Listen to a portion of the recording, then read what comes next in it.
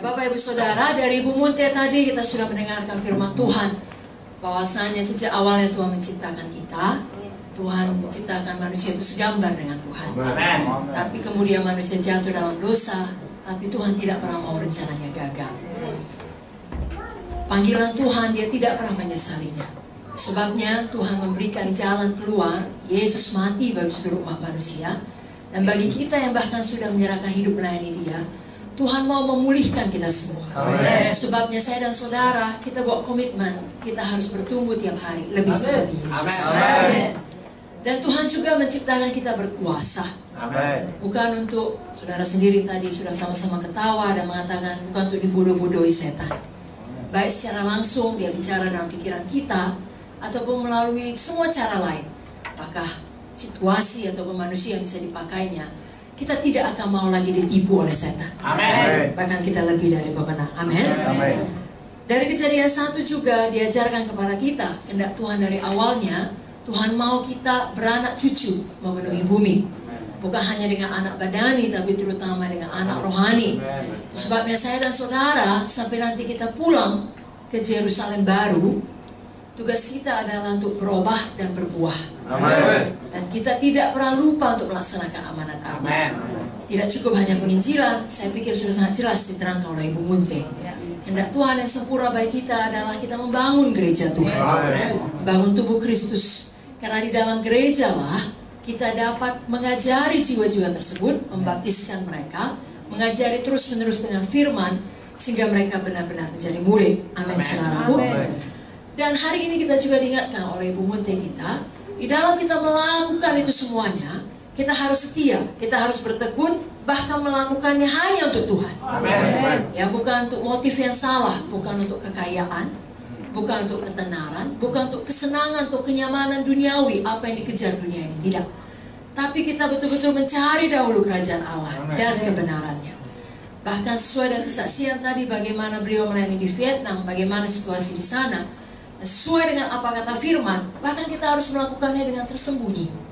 Izinkan saya membaca dari buku Matius 6, ayat yang keempat berkata, hendaklah sedekahmu diberikan dengan tersembunyi, maka Bapamu melihat yang tersembunyi akan membalasnya kepadamu.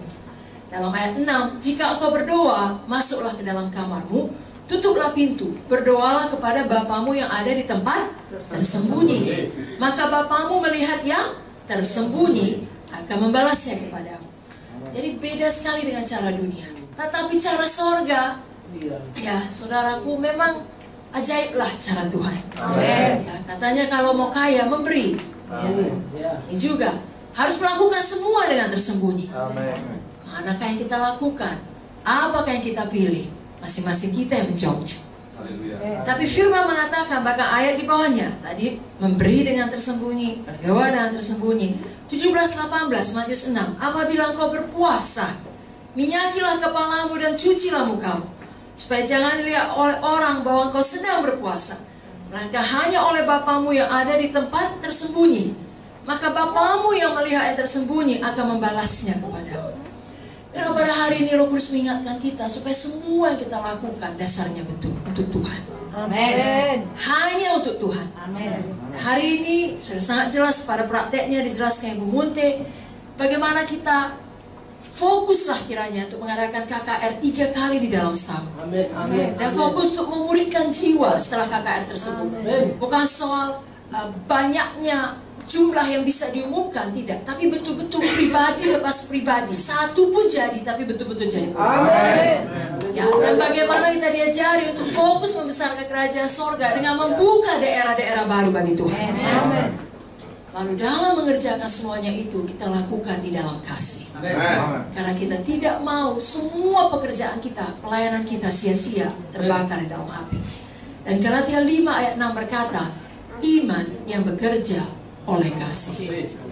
Saudaraku, tanpa iman kita tidak dapat berkenan kepada Tuhan. Tapi iman dan kasih berjalan bersama-sama.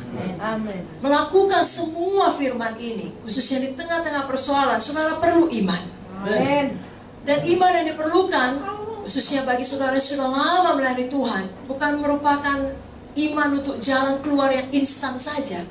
Kalau jiwa baru itu ya, iman sembuh cepat, just like gitu. Saya nggak mau dioperasi, tolong ini tumor lenyap. Dan oleh rahmat Tuhan, kerap kali itu terjadi memang. Tetapi seiring dengan pertumbuhan rohani seseorang, iman yang kita bicarakan bukan hanya iman yang seperti itu, tapi ketekunan iman. Ya, satu iman yang tetap percaya kepada firman Tuhan, di mana kita yakin betul bahwasanya Tuhan yang memegang kendali. Dan segala sesuatu yang kita harapkan untuk terjadi tidak harus terjadi sesuai dengan timetable kita. Saudara bukan Tuhan, Tuhan adalah Tuhan. Dia yang memegang deadline, bukan saudara lagi yang memegang deadline. Bagian kita adalah melakukan seperti apa yang diajarkan Ibu Muti tadi. Kita lakukan dan kita tekun melakukannya. Kita bertekun melayani dan bertekun beriman. Ya, terakhir kali saya bicara mengenai iman Kaleb. Bukan untuk 1 tahun, bukan untuk 2 tahun, tapi 40 tahun lebih. Tepatnya 45 tahun. Dan juga bertekun ketika ada masalah yang berat. Karena semua kita tetap punya masalah. Ibu Muti tadi bilang, saudara datang dari sidang yang berbeda, sudah memiliki tempat pelayanan yang berbeda, masalahnya juga berbeda. Tetapi jalan keluarnya tetap sama, Yesus. Iman kepada Yesus dan kepada firman-Nya. Amin. Izinkan saya mengingatkan saudara, sebenarnya Ibu Muti yang menyampaikan firman ini di Medan, mengenai iman perempuan Sunem. Apakah jawaban perempuan itu ketika ditanya? All is well. Semuanya baik. Padahal semuanya tidak baik. Tapi dia tahu kepada siapa dia harus bicara. Ya, walau Gehazi namanya tetap hamba Tuhan, hamba dari Elisa, perempuan ini punya sense. Ini orang tidak bisa menolong saya. Dan memang terbukti Gehazi gila uang.